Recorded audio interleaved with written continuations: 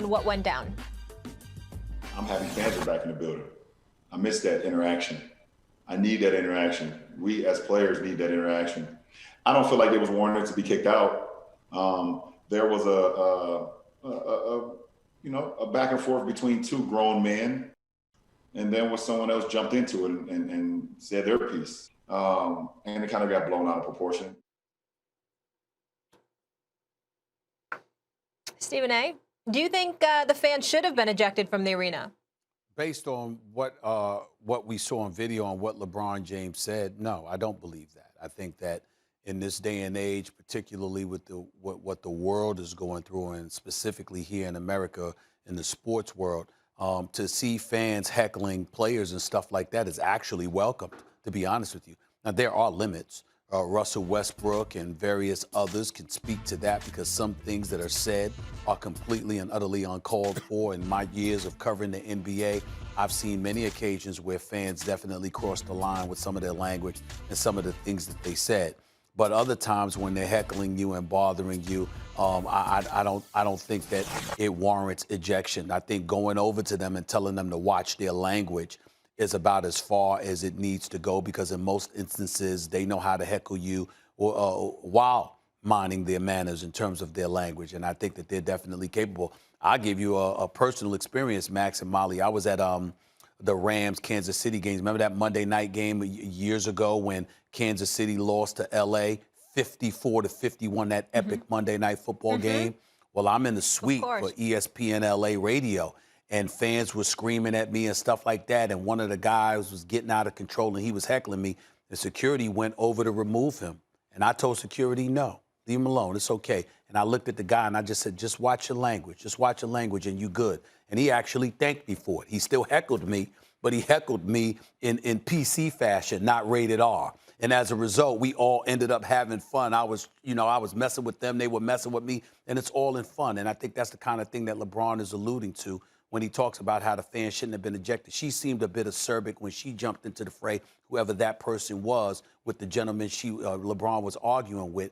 But I appreciate what LeBron is saying. You kind of missed that, and you want to see that because the fans are an integral part of what makes the game special. And watching these games without them in attendance, even though I really appreciate the players playing and playing with the fervor that they're playing with, I really do miss the fans there. So I appreciate where LeBron came from on this, and I agree with his assessment. Yeah, first let me say, LeBron can get down in the mud and wrestle and come out clean. Like, the way he handled this was just right. First of all, his tweet, courtside Karen was mad, all caps, is hilarious. And even the fact that he said she shouldn't have been ejected, he likes the interaction, the fact that he's going back and forth with them, it's all good. And she should not have been ejected, based on what I understand, except I have to say this. When you talk loud and a lot, that's how you spread COVID, right? Like, that's what you like, because it's really expectorant. It's the particles coming out of your mouth. I know it sounds disgusting or funny or whatever, but that's what the mask really does. The mask is not there to protect you. Your mask is there to protect me. My mask is there to protect you. And it looks like we're in the home stretch of this thing. The vaccine is coming out, but it's going to take some time. You don't want the thing to mutate. There's still high mortality or like people dying because there aren't enough hospital beds, stuff like that. So we still need to be careful. And if the mask is off her face and she's yelling, I don't know, Stephen A., if she was warned to put her mask back on and she didn't. But if she's yelling with her mask down, then I could see that being the basis of her removal. That has not been reported, that they told her, hey, put your mask back on, and they didn't. But that's one way I could see, okay, I get it. She's got to go. Otherwise, it doesn't seem like just even cursing back and forth. It's not like there's a way that you can use language that you can't repeat, for example, on ESPN airwaves, that is still not over the line in terms of kind of common trash talking. And it seems like that was the case here. So unless it was a mask issue, I don't think, based on what I know, she should. Hey, D. Just off the bat, you guys have Denver tomorrow. And obviously you guys had that series against them last year. They returned a lot of the same guys. What are you kind of looking for out of that matchup, if anything, that might tell you where this team is and how far you guys have come along in terms of your development? We're just looking to play basketball. I mean, we're not looking forward to one specific opponent. to see where we are. Every game we match up with anyone, and we can kind of dictate where we are in the season. And it's a good team. A team who we played last year. And was successful against in the playoffs, but it's a different year. So, we can't look at last year's team. They have a different team, we have a different team. But, it's going to be, a good battle between two good teams. And just as a quick follow-up, is there anything in particular you relish about going against Jokic and what he brings to the field? He's a hell of a player. He's playing extremely well this season. He's able to shoot the ball. He's able to, score out of the post. He's able to pass. So he does it all for their team. He brings the ball up, and their guard sets screens for him. He's running the action. So he brings a different dynamic that we probably haven't seen this year. But it's always fun going up against, a player like that. Okay, next up, Dan Wakey, please. Hey, are you going to read Jared's book? Nah, I thought it was an audiobook. I think you can read it too. Are you going to listen to Jared's audiobook? No, I told him to leave me out of that stuff. I've been getting tagged all on Instagram and stuff from comments from his book. So I'll probably listen to it though. Support the teammate. Good for you. In relation again to Denver and Nikola, as a big man who's a skilled player who can do a lot of different things, how much fun is it to see kind of that position open up and let guys kind of do things like the way that Jokic does and bring you to him and not be put into sort of like just go stand on the block and do close moves? I think that's just the way the league has gone since maybe like my third year in the league.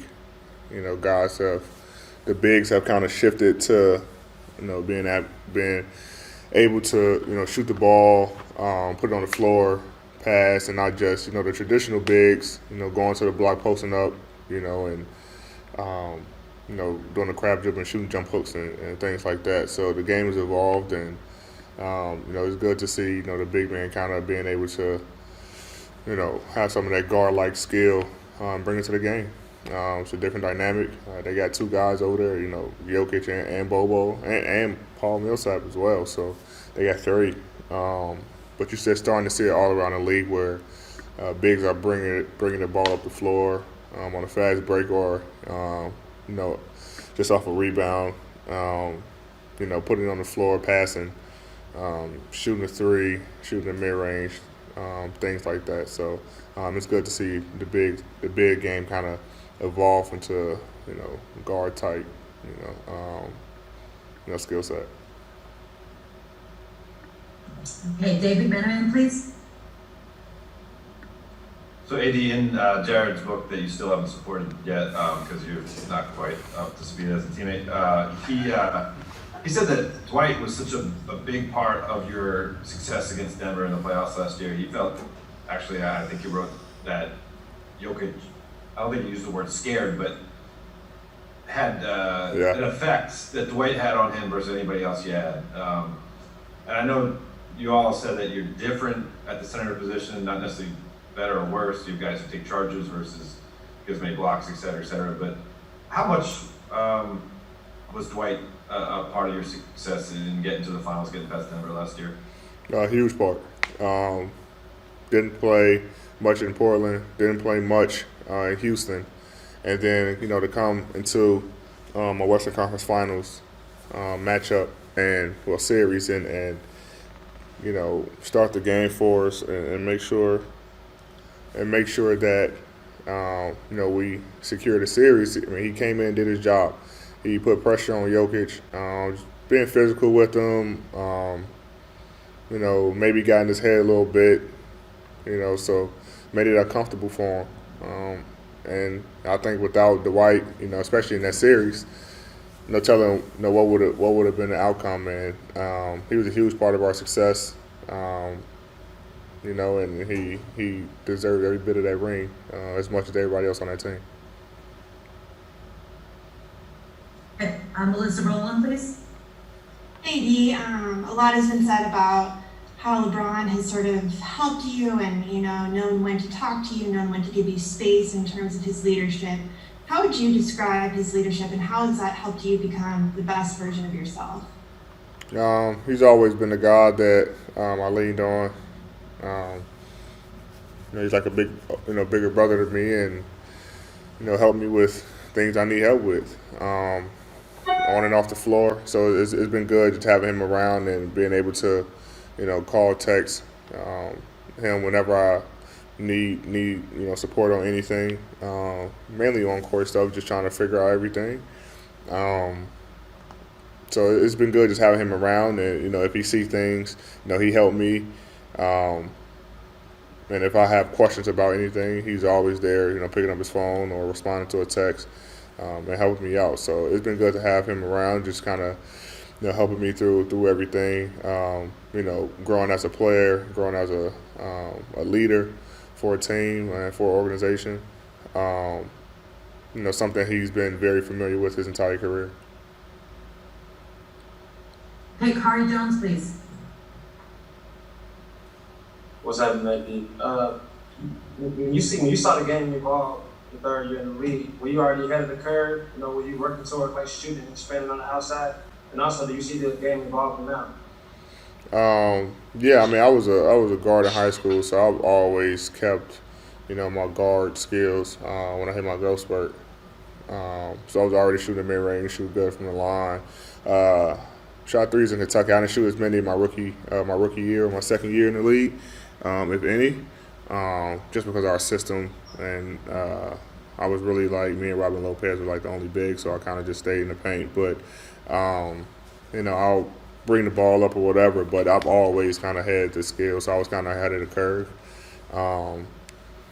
and still just evolving now. The game is evolving now. I wasn't, I had the ball at the top of the key, and for our sets, but I wasn't, getting it off the glass and pushing it or having guards on set screens and stuff for me. So, I think that aspect of my game has evolved, just the way the league is going. Okay, last two questions. Davide, please. Hey, Davide from Italy here. You've been on the road for 7 games now. Which is the COVID rule, the COVID protocol rule you can't get used to? That I can't get used to? Yeah. Something very, tough to deal with at 7. Well, it's tough for me just going back home in Chicago and not being able to see my family. Something that I've always done just because, I've been in the Western Conference, since I've been in the league, and I don't go back. I only go there once. And so, that's usually when I see all of my family and everything like that. And so, it's just tough not being, we went to a lot of guys' hometowns, Markeith, Philly, KCP, and Atlanta, Bron, Cleveland. We just, guys can see their families like they usually do. So I think that's the toughest part. Okay, final question. Dan has, I believe, another question. Yeah, just a quick follow-up. Eddie, we talk a lot, or people talk a lot, I guess, about the Clippers, you guys, the Nets, as being like this really top tier. How do you view Denver as a team that's as dangerous as anybody else? Absolutely. I mean, Denver's always in a conversation about one of the better teams in the league. They're always one of the top teams in the West, top 4 or 5 teams in the West. I mean, they came back from 3-1 twice last year. I mean, I know they have a different team, and Jeremy Grant was a big part of that, but they're a well-coached team, well-rounded team, and they always can put fear in somebody's heart. They scare a lot of teams, and so I've always viewed Denver as one of the top teams in the league, capable of beating any team. This is obviously Denver's a team that you guys had a series against. They bring back a lot of the same guys. Is it kind of nice at this point when you've had some time to kind of get the team together, get a sense of what you are to have? I don't know whether you call it a measuring stick game or what you might call it against a team that you played in a series before and played some personnel that you're familiar with. Yeah, I mean, it's, every time you play against one of the best teams in the league, there's always that measuring stick, concept in your mind, but we really want to have a big picture mindset more than anything. That we're still looking at different combinations and getting our new guys up to speed with what we're doing, and just creating this year's identity, which is going to be always a little bit slightly different from year to year. But we're doing some really good things, and we're looking forward to the matchup tomorrow. Okay, excuse me, Dan.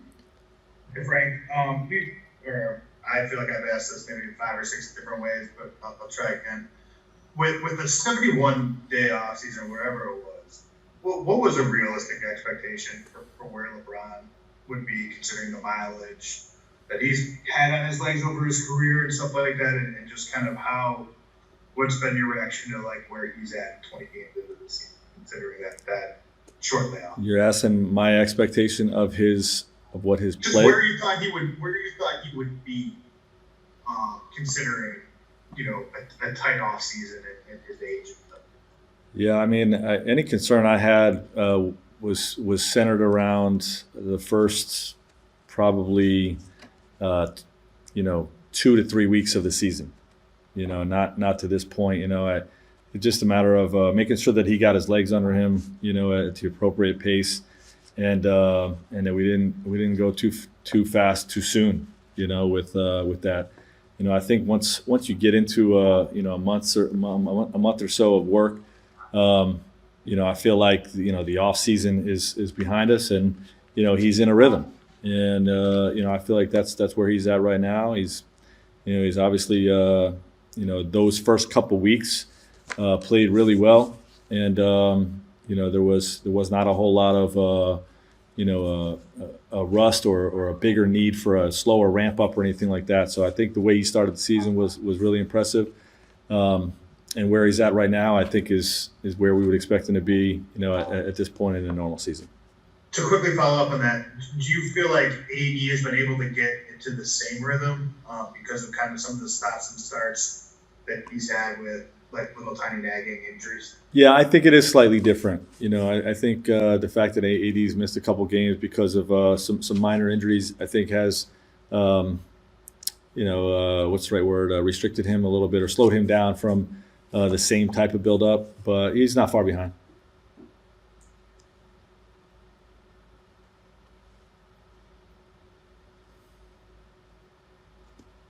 Next.